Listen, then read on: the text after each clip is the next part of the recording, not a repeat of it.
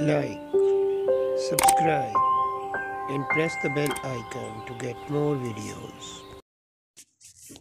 बिस्मिल्लाहिर्रहमानिर्रहीम अस्सलामु अलैकुम वरहमतुल्लाहि वबरकातुहू। स्टूडेंट्स, आज हम चैप्टर नंबर 8 बैंक रिकॉन्सिलेशन का 11वां सवाल जो है वो हल करेंगे।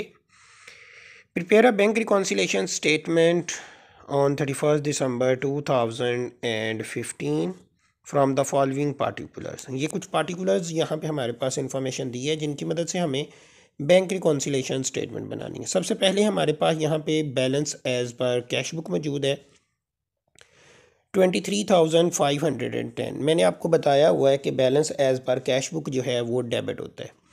सेकेंड है cheques 3,000 deposited for collection but not credited by the bank पेरियर 31 दिसंबर 2015।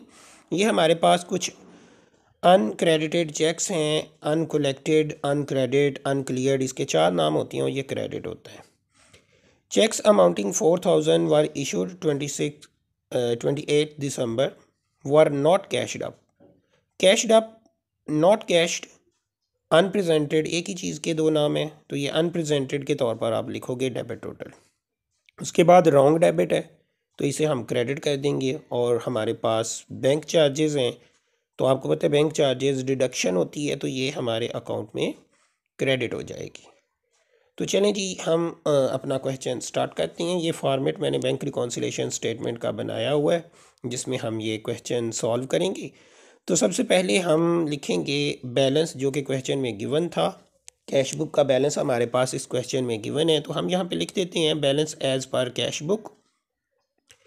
क्योंकि इस बैलेंस के साथ कुछ भी ओवरड्राफ्ट या ओवरड्रॉन नहीं लिखा हुआ, सिंपल बैलेंस लिखा हुआ है। और रूल्स में भी मैंने आपको बताया था कि अगर बैलेंस सिंपल लिखा हो तो फिर वो बैलेंस आपका क्रेडिट डेबिट बैलेंस होता है। तो यहाँ पे हम लिख देंगे 23,510 रुपीज़ और साथ यहाँ पे साइन दे देंगे कि ये डेबिट टोटल है, क्योंकि ये balance as per cash book है और फेवरेबल यानी पॉजिटिव बैलेंस है।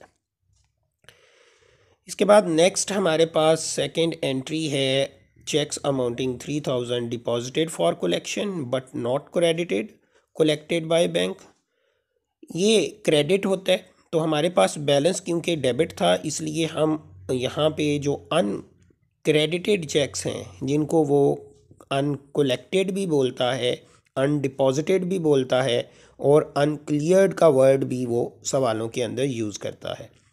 ये ऐसे चेक्स होती हैं जो कि हमने बैंक में डिपॉजिट करवाए होते हैं ताकि इनकी अमाउंट हमारे अकाउंट में डिपॉजिट हो जाए, लेकिन जो अभी तक डिपॉजिट नहीं करता बैंक, उन्हें वो अनक्रेडिट के नाम से लिख देता है, तो हम उन्हें यहाँ पे बैंक रिकॉन्सिलेशन स्टेटमेंट में क्रेडिट कर लेते हैं। अब हमारे पास पहले डेबिट बैलेंस था, अब क्रेडिट आ गया, तो इसमें से हम ये जो 23,510 रुपीज़ डेबिट टोटल था हमारे पास, उसमें से ये 3,000 जो क्रेडिट टोटल आया है वो माइनस करके तो बैंक रिकॉन्सिलेशन को हम यहाँ पे नेट करेंगे, तो 20,510 रुपीज़ डेबिट टोटल हमारे पास आएगा। इसके बाद हमारे पास जो थर्ड नंबर पे एंट्री मौजूद है वो है cheques amounting 4,000 were issued 28 December were not cashed. Uncashed cheques यानी अनप्रेजेंटेड, तो अनकैश्ड हो चाहे अनप्रेजेंटेड का वर्ड लिखा हो तो ये डेबिट होते हैं। टोटल हमारे पास डेबिट था, तो ये नया आने वाला डेबिट टोटल हमारे इस डेबिट टोटल के अंदर ऐड हो जाएगा। यहाँ पे आप लिख दोगे ऐड अनकैश्ड चेक्स और यहाँ पे 4,000 हम डेबिट करके ऐड कर देंगे। 4,000 रुपीज़ हमारे पास ये इस चेक की अमाउंट यहाँ पे दी हुई है, मैंने क्वेश्चन में से आपको दिखा दी। 4,000 रुपीज़ डेबिट यहाँ पे हम कर देंगे और ये पहले 20,510 डेबिट टोटल था और 4,000 और डेबिट टोटल आ गया, तो इन दोनों डेबिट टोटल को हम यहाँ पे ऐड करेंगे और हमारे पास जो बैलेंस है क्वेश्चन का वो आ जाएगा। तो इसे हम लिख देते हैं जी, बैलेंस के तौर पर यहाँ पे हम लिख देंगे 24,510 रुपीज़, दोनों डेबिट थे, ऐड होके आंसर जो आएगा वो भी डेबिट ही कहलाएगा। ये 3 एंट्रीज़ के बाद हमारा टोटल हो गया। फोर्थ एंट्री की तरफ चलते हैं। फोर्थ एंट्री है a wrong debit 400 appear in passbook. Bank ने गलती से हमारे अकाउंट में 400 रुपीज़ जो है वो डेबिट कर दिए हैं, तो हम इन्हें रेक्टिफाई करने के लिए क्रेडिट कर देंगे। तो डेबिट टोटल में से क्रेडिट टोटल लेस हो जाएगा। आप यहाँ पे लिख दोगे रॉन्गली डेबिटेड बाय बैंक। यहाँ पे हम लिखते हैं wrongly debited by bank,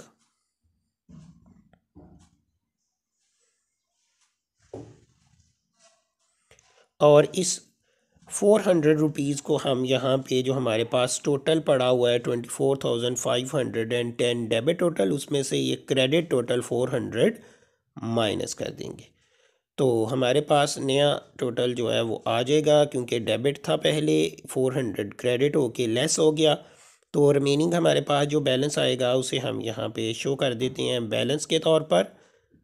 balance हमारे पास आ गया 20,110 रुपीज़ डेबिट टोटल, क्योंकि 24,510 रुपीज़ डेबिट था, 400 क्रेडिट टोटल इसमें से माइनस करेंगे तो जो आंसर आएगा उसके साथ आप बड़ी वैल्यू का साइन देते हो, तो डेबिट टोटल का साइन आप यहाँ पे दे दोगे। लास्ट एंट्री है बैंक चार्जेस। तो बैंक चार्जेस क्योंकि डिडक्शन होती हैं, ये देखें लिखा हुआ है बैंक चार्जेस 10 रुपीज़, तो यहाँ पे हम इसे भी क्रेडिट कर देंगे एज और लिख देंगे बैंक चार्जेस। यहाँ पे हमारे पास बैंक में जो है ना वो डिडक्शन की है बैंक चार्जेस के तौर पर, तो डिडक्शन जो है वो हमारे बैलेंस को कम करती है। और आपको रूल्स में भी लिखवाया था कि जो बैंक चार्जेस होती हैं वो क्रेडिट होती हैं, तो आप यहाँ पे बैंक चार्जेस को क्रेडिट लिखेंगे। पहले डेबिट टोटल पड़ा हुआ था 4,110 डेबिट, और ये बैंक चार्जेस का जो 10 रुपीज़ है वो क्रेडिट के तौर पर आपने इस स्टेटमेंट के अंदर शो कर दिया है। तो अब हम इसे नेट करेंगे तो फाइनली हमारी जो बैंक रिकॉन्सिलेशन है उसका आंसर आ जाएगा 24,100 डेबिट टोटल। ये हमारी बैंक रिकॉन्सिलेशन स्टेटमेंट यहाँ पे कंप्लीट हो गई। अब हम इसका जो आंसर है वो लिखेंगे।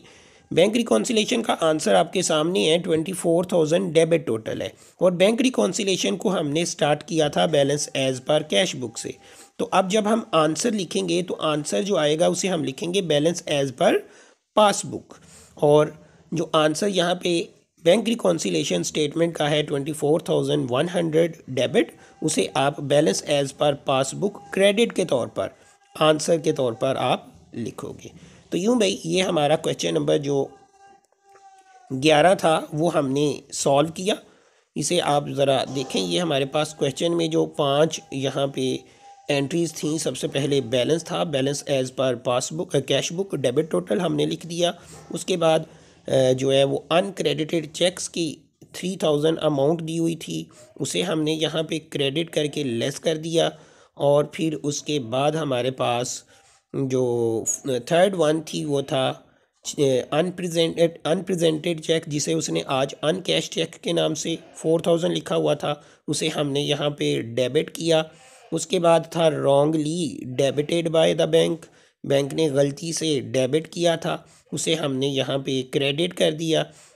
और लास्ट वन था बैंक चार्जेस, उसे हमने यहाँ पे क्रेडिट करके, तो फिर हमारे पास ये बैंक चार्जेस के तौर पर 10 रुपीज़ हमने लेस कर दिए, और नेट आंसर हमारे पास आया 24,100 डेबिट टोटल, जिसे मैंने यहाँ पे balance as per passbook debit था तो क्रेडिट के तौर पर लिख दिया। तो ये था आज का हमारा क्वेश्चन। मज़ीद अगर आप ऐसे ही लेक्चर चाहते हैं तो चैनल को सब्सक्राइब करें। इंशाअल्लाह ताला अगले लेक्चर्स में मिलेंगे।